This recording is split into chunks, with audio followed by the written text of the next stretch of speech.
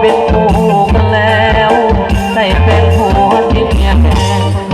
แก่แล้วก็ความสุขสันต์หวังมองชีวิตจิตใจไว้อกเดียวกันนั่นก็สักตายเดือนฟังไปฝันเธอวันฟ้าก็ไม่อยากมีต่างก็สวยคิดเติมสาวให้สมดังปรารถนาเป็นผู้สมรสสมรักสมดังลาพ่อแม่คือผู้ชวน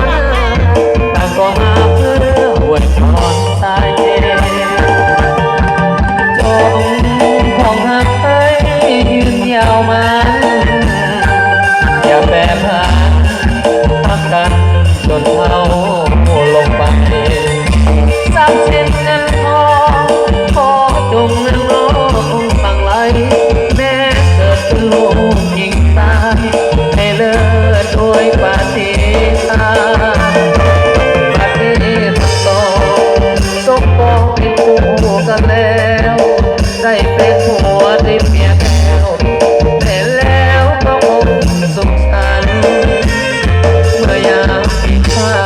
เดียวพี่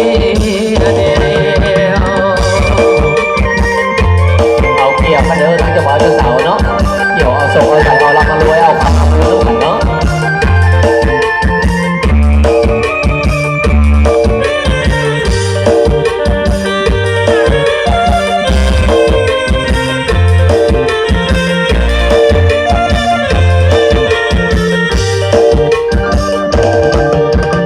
จง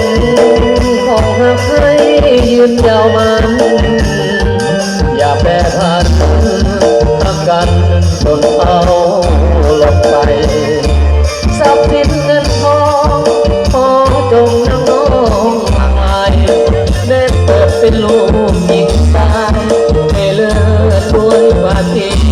หาริย์บัดนี้ทั้งสองสมปองเป็นคู่กันแล้วได้เป็นผัวที่เมียแก้ว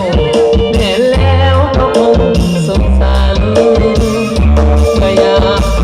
ตาผิดไปอภัยให้กัน